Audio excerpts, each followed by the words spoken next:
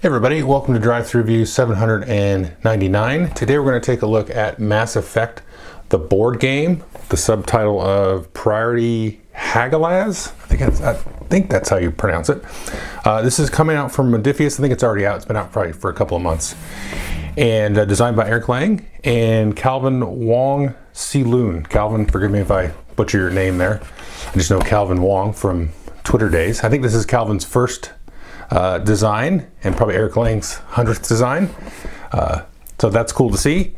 And this is a 1 to 4 player cooperative campaign game. Although not to like spoil the review, it does some really interesting things with how a campaign works, which I'll jump down to the table and show you here. But what players are going to be doing, you're going to be playing 3 to 5 missions in your campaign, although it's got a bunch of branching paths and things like that.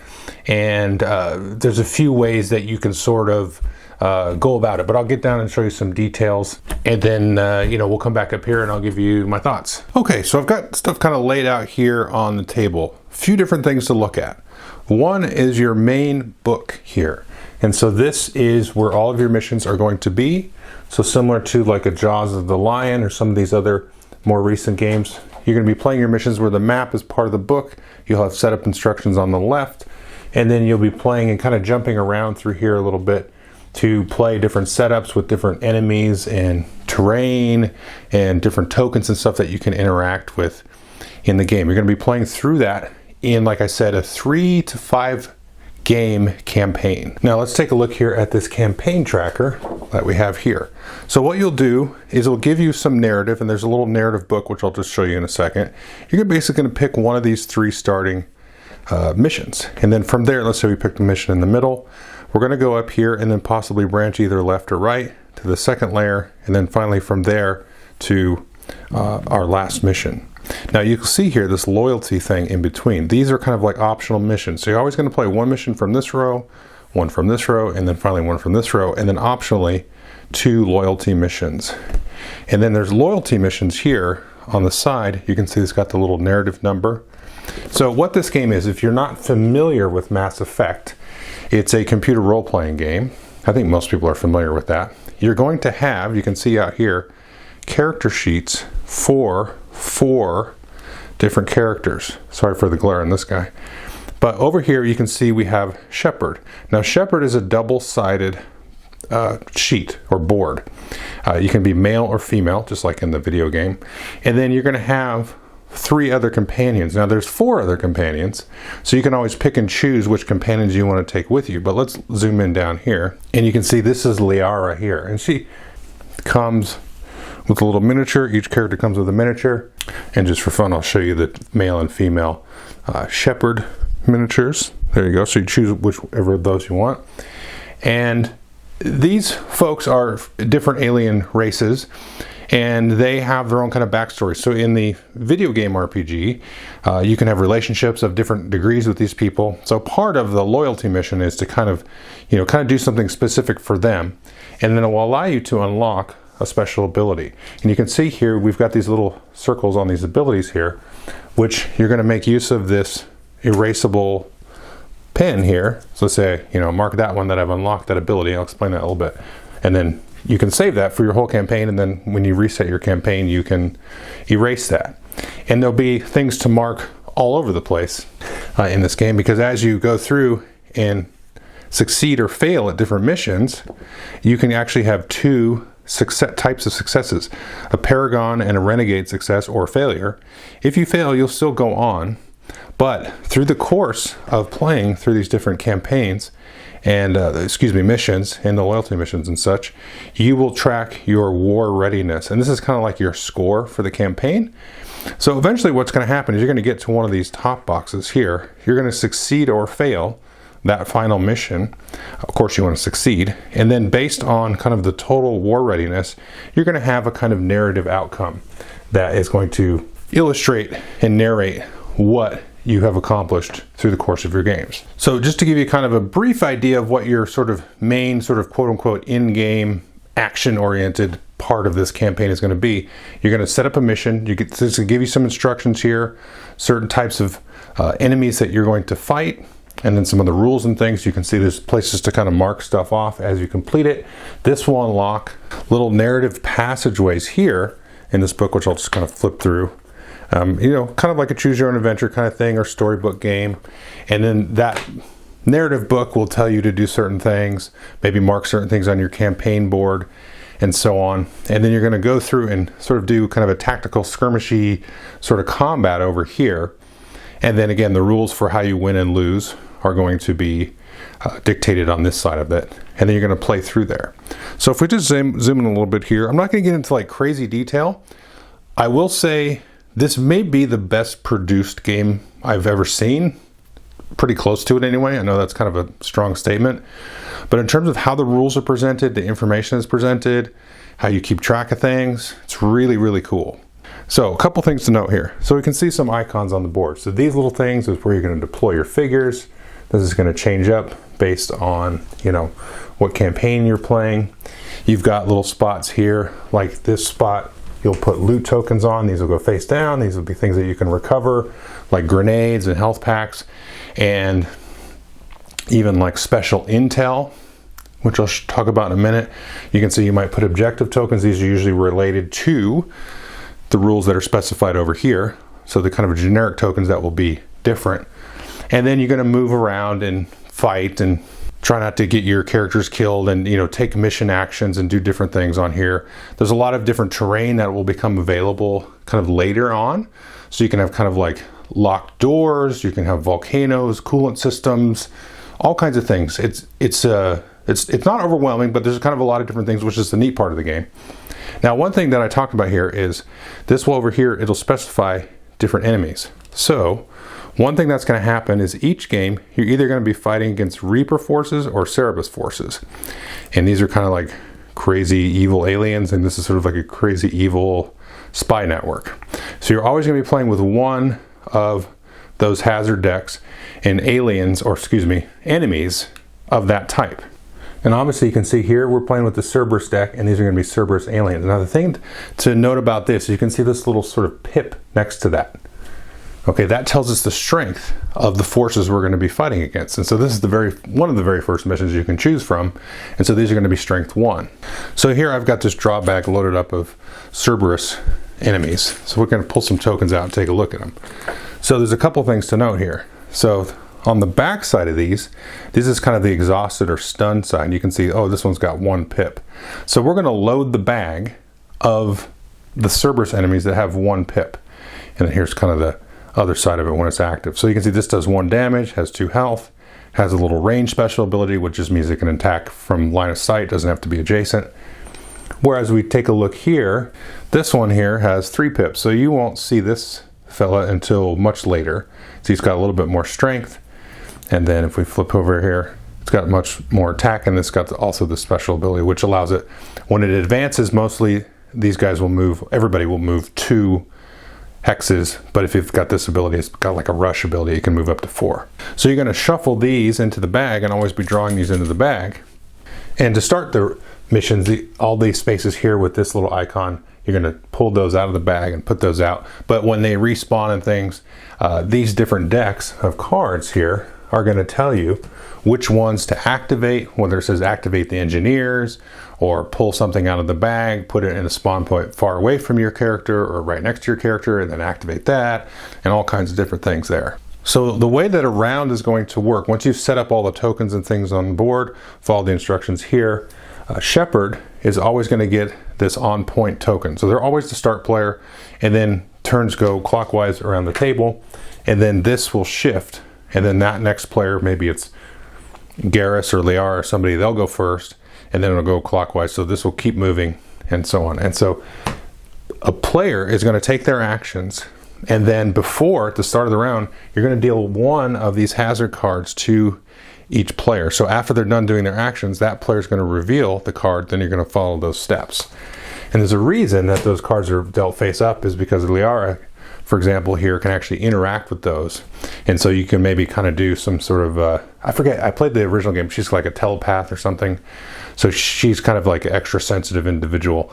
And so she can get a sense. So then sometimes you can peek at the cards and see who is going to activate on the board and so on. So the way that a turn works is each character gets 3 actions, and you always use 4. So if you can solo this, which is what I've done, you just have all 4 character sheets out here, and then, you know, that's the way you play. So you always have 4 characters no matter how many players. And the gist of the action sequence is you've got 12 of these action dice. So whoever the first character is, or the first player, in this case it'll be Shepard, they're going to roll all of these dice, okay? So the first thing you're going to do is you're going to look for stars. Now stars are basically going to like charge up special abilities for each character. They're going to do different things for everybody. So you're going to charge up, in this case, Shepard's. She has these command points that she can use, which I'll briefly go over. So she's going to charge them up twice, re-roll these, and then just actually she caps it too. So you just keep re-rolling till there's no more stars. And so Garrus here, for example, I'll just grab his sheet here because it's kind of glary. So he's got a little tracker token here that increases his aim. So he has special abilities down here that will interact with that. And he starts with a basic ability that interacts with it, basically adds this much damage, and then you spend it. And then he's got this other one called Assassination, which you can interact with a little bit there. So he would spend his stars to bump that up. And then, you know, next turn, if he hasn't spent it, he could bump it up even further with the stars. So once you have spent and re-rolled your stars, then this character, let's say it's Liara's turn, can take 3 action dice. And you can see there's a variety of actions depicted here. So here's move 2 spaces, so you can take that die, mark an ability on your sheet there. So you have some basic special abilities. So you can see Liara here, she can actually do 2 move actions. That would be move twice, that would be move 3 times. Sometimes there's dice like this, which is basically move twice, or use this exclamation point, which is used in other spaces like you can see here. But Rex, for example, he's kind of the big beefy tank.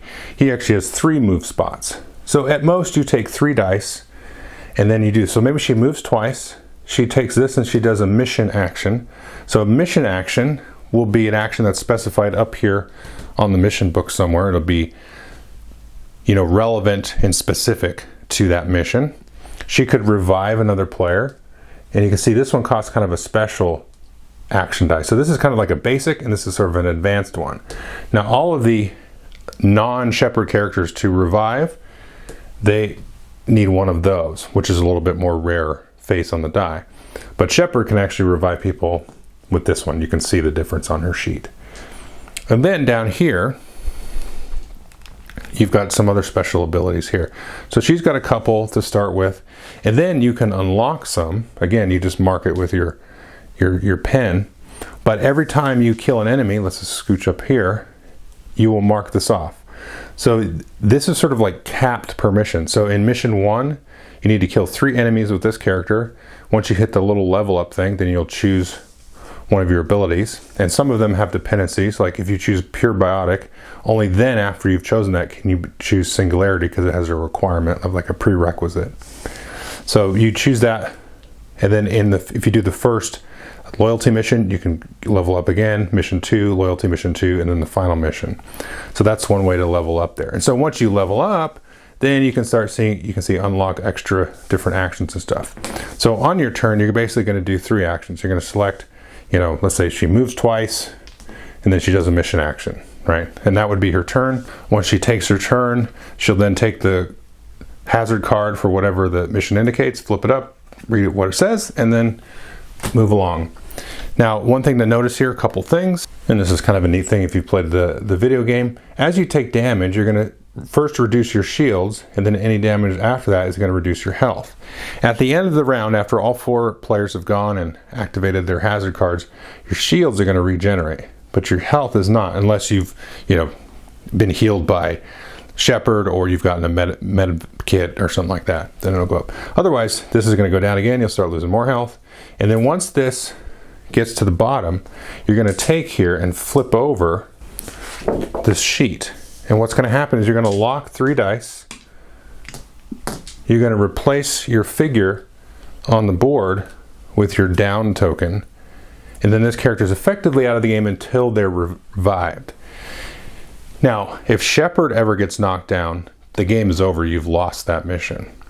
But any of the other characters, you can come in and revive them, and then they'll be basically revived with full shields and 1 health, and then you flip them back over. Any of their sort of special ability tracking token things will have been reset to 0 and so on. Oh, the other thing to mention is, before I wrap up here, so each of the extra sort of characters here, they call them NPC characters, although they're more than NPC. So you see this one has to complete Liara's loyalty mission to unlock. So if you remember, you only get 2 chances at a loyalty mission, because you do something in row 1, optionally, you don't have to do a loyalty mission, row 2, loyalty mission, and row 3. So you're ever only going to unlock 2 of your characters' loyalty missions there, which is interesting for replayability, because maybe this time you went through, you did Liara and Garrus, the next time you do some others. The other interesting part is, in addition to loot tokens and stuff that you can grab on this board, which will give you grenades and med kits and so on, you can also get intel. So for each intel that you gather, you can check these off, and then this will allow you sort of a free upgrade of any character that you want. So you can keep collecting these, and that'll give you more unlocks and stuff as another way to, get some more special abilities and so on that are unlocked. But yeah, I'm not going to get into too many specifics about, movement and terrain and the different sort of icons that are out there, just to keep the video reasonable. So I will say, though, I mentioned this earlier, the rule book is very, very, very well presented. Nice, very visual, lots of diagrams and examples and walkthroughs of these things. And it really gets you into the game. And then also a lot of that extracurricular stuff is all right here kind of towards the back, where it talks about, biotic effects, fast travel locations, bonus loot, coolants. It's even got pages on each of the characters to kind of give you a sense of, maybe some kind of like FAQ type information for each character, give you kind of a sense of how they play and stuff, which is really cool. Each token is very well outlined and stuff like that, very easy to find. Yeah, one other thing I will tell you, as I mentioned, the victory conditions here. So if you look here, if you do a Paragon victory, which is kind of like a more peaceful victory, or I wouldn't even say that, it's like less straightforward. And this is a Renegade victory, which is more brute force, a little bit more shooty. Based on your victory there, you're going to unlock certain things. So, like I said, if you get a Paragon victory, you're going to unlock extra dice. So these are the normal 12 dice that you get. But for each Paragon victory, up to twice, you can get extra dice. And these just go right into the pool. And so these become basically the option for somebody to do a 4th action on their turn instead of the normal 3. So they're just bonus dice, which is pretty nice. Now for the Renegade victory, when you win a Renegade victory, each character is going to get one of these little Renegade tokens. And then once, basically per game, each character can do this, where before they kind of finish their strategy roll, they can take and spend this, and then they can set one of those dice to any face that they want, which is now reminding me of something very important, which is actually one of the coolest parts of this, is when you roll the dice here. So let's say we rolled this like so at the beginning. This is very important, I should have mentioned it. The first character is going to do 3 actions. Now the next person is going to roll. They're going to have less dice to choose from. But what they can do is they can choose and lock one of those dice, and then they have to re-roll the rest of them. So typically you will lock in this, because this is kind of like your advanced action, lets you do more damage and stuff. So you always usually want to lock that. But maybe you really want to move somewhere, and so you lock the 3 movement or something. So I would lock that. I would spend my 3 actions there. The next player would say, oh, I'm going to lock this one, roll these, and then spend their 3. There wouldn't be a star left, and so the next player might say, oh, I'm going to lock the 3 movement and roll these, and so on. So that's how that works there, which is that's pretty important. So, but yeah, that's basically how the game works. You're rolling the dice, you're taking your actions on the board, you're activating the different enemies with the different hazard cards, and then you play to the mission end based on the narrative victory that's outlined here based on all the different actions that you can take. Okay, so that was Mass Effect the board game. Let's just jump into my 3 pillars of review. Now, player count, I've only soloed this, and it works really, really well solo. I think I'm gonna actually see, I'm gonna have a game night here in a couple of days, and see if some of my friends want to play it, because I finished one campaign. That's how much I've played of it, and I think they would really like it. Spoiler for the rest of this review, but I think it's a lot of fun. So I would like to see how it works. I think it will work just fine. I don't think the player count really effectively matters. I will say, this is kind of a hunch, but I think the more players will actually reduce the playing time, because the box says like 45 to 90 minutes or something. And definitely all of my scenarios were taking a little bit over an hour or so. They played pretty snappily, so it works pretty well. I will say, for a solo perspective, once you kind of start unlocking all the different abilities and stuff, I wouldn't say it's overwhelming, but there is a lot to like kind of consider, because you're thinking about, again, with the dice, you roll that initial pool of 12, and it's nice because you only have to choose 3. There's not so many different actions, but you might say, okay, maybe I should make sure I leave a 3 move that the next character can lock, because they really need to get to this terminal to do some hacking action or some mission action or something. And then, and then as you unlock more abilities, that individual character can do more things. Like, the beginning is like, okay, shoot the thing for 2 damage. And then it's like, oh, well, if you do this, then you can like shuck sideways and then shoot this way, or I can spend my aim ability in this way, or I can spend my enrage and now in 2 different ways. Because as each character has like these little tokens and trackers and special abilities that have one use, and then I think everybody has 2 uses for them, moving forward. So that becomes a kind of cognitive load. Whereas if you spread that out, across multiple people, you're only kind of concerned with maybe 1 or 2 characters, maybe the time would speed up a little bit. But yeah, that's really all I have to say about the player count and playtime.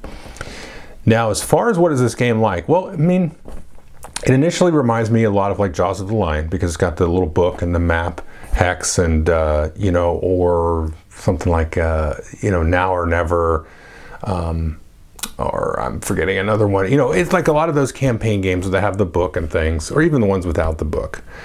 And the thing I like about this one is it's very short. Right? It's only 5 games long, where like Jaws of the Lion is like 30 or something.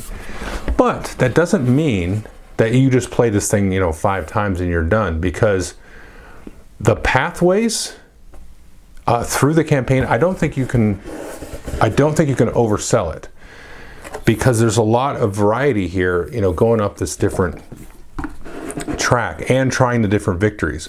And I found it kind of interesting, because to me it seems like, I haven't played all of these now, but the Paragon victory is the harder one. But there was one that I was playing, I was like, I could kind of go either way. And I think some of it will just kind of depend on how things sort of land, because then you have this sort of opportunity cost, like a tactical decision in that case of like, okay, well, if I do this, it's probably easier than this, or maybe my characters are set up in such a position that certain victories are going to be more or less feasible. But then that gives you the opportunity next time you play through it to like make yourself try the other victory. And I haven't really sat down and gone through the narrative book to see maybe Paragons give you more of this war readiness, which you score at the bottom, or not. But I did, after I finished the campaign, kind of reverse engineer some of the choices I could have made. And I was like, oh, okay.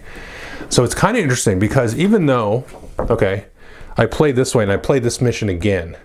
Now, if I came to this mission from a different mission, then the way this mission gets set up is actually a little bit different, which is pretty neat. And I don't really want to spoil it, but I'm like, oh, it would have been really cool if I did this other one instead, because it would have made it easier,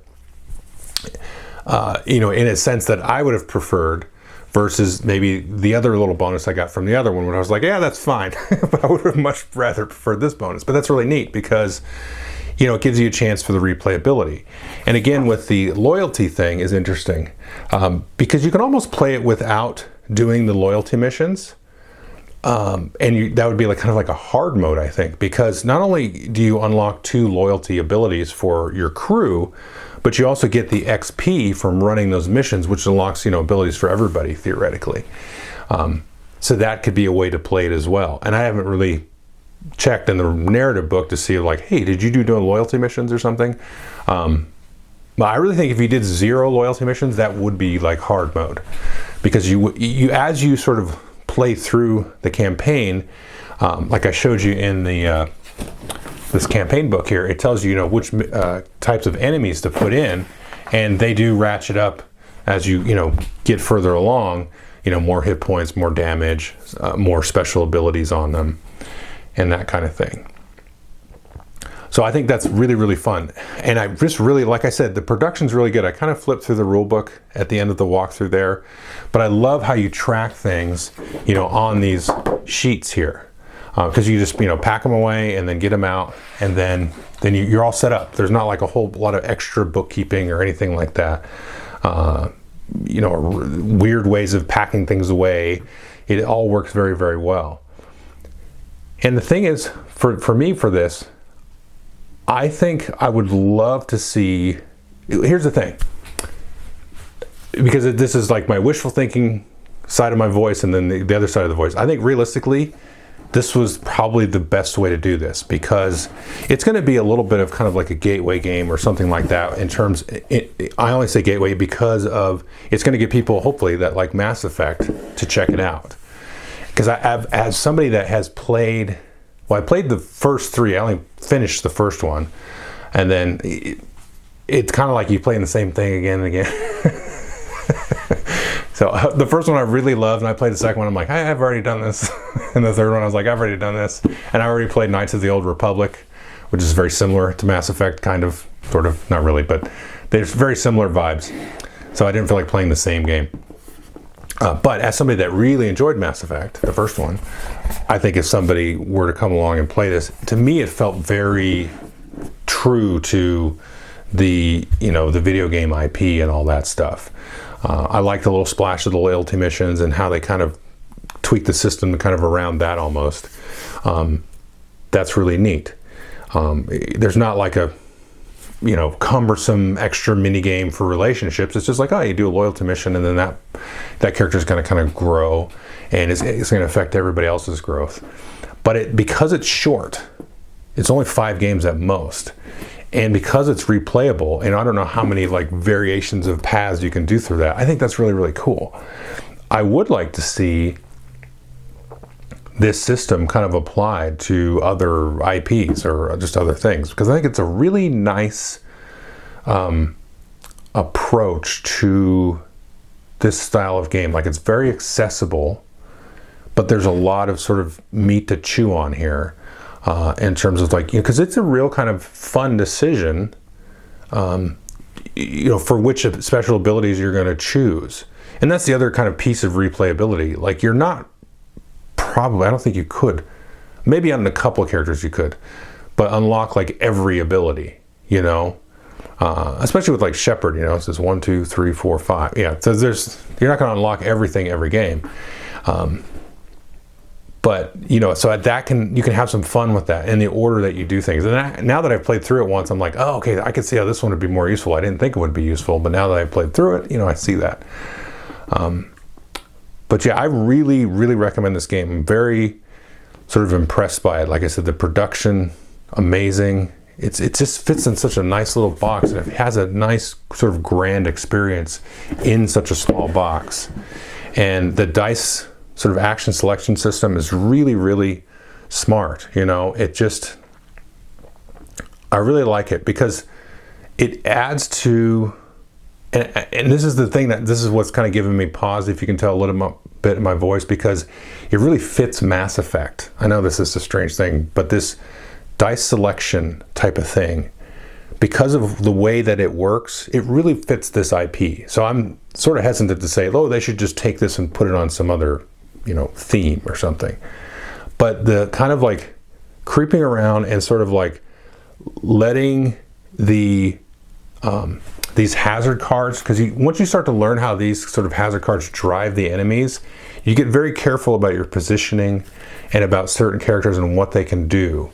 I will say the difficulty seems about right. Well, so I did cheat a little bit. When I did fail, I was like, I'm doing that one again. So I did fail once in my tree of it. And I could have, I could have went through with the failure, but I was like, no, I'm gonna do that again.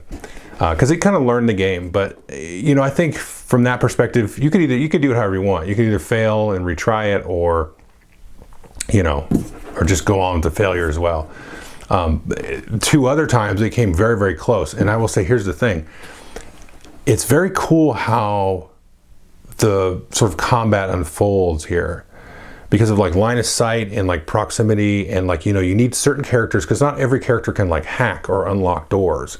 So you have different options there, like Tali and Shepard are the unlock ones. But if you're not running Tali, you just have the one person that can do the hacking, but you're going to have a lot of extra damage. So there's like some real kind of interesting tactical stuff there. And based on like how those enemies are kind of like spawning and respawning, it's pretty interesting, because like I said, 2 of the other games were super tight, and there was one of those where I was like, oh, this is a piece of cake, this game's so easy. And then like probably 3/4 of the way through, I was like, oh no, I need to be careful, because Shepard's about to die. Because if you don't pay attention to how things can kind of spawn and then like react to your positioning, you can lose a lot of health very quickly. So that's a neat part of it, because you are reacting to something that isn't yet on the board but could be on the board. So it gives that kind of stealthy vibe, and that kind of Mass Effect is kind of that thing. It's like sneaking around using these sort of these biotech, magic. It's kind of like sci-fi magic in that universe, and that kind of stuff. And it gets very tactical, because you sort of effectively poison or biotech a guy and reduce their damage output, and this kind of thing. Or you use the stun abilities, which will make them so they don't react. So there's a lot of cool little interesting sort of combat tactics that are baked into this system, which gives it, again, that's kind of a cool replayability in terms of like just the skirmishy sort of aspect of it. It's not just like a cool campaign system. It's got some real, not heavy, or they call it medium weight. I would say it's probably medium weight, tactical decisions that you have to make, and that is going to add to the replayability. So anyway, I highly recommend this game. I think it's going to be, I think it should be a fantastic game for a lot of different people. And like I said, the rulebook's outlined very, very well. There is kind of a lot going on, but I don't want to intimidate anybody, because I don't think it's a ton. But you come into a new mission, it's like, oh, it's got this terrain, you've got elevation, you've got the shrouded area now, which is a whole thing. But the rules explain it. You're like, oh, okay, I got a couple things, let me go to that page in the rule book. It's like a little paragraph, got it, I'm on it. And works really, really well. So anyway, definitely take a look. Thanks.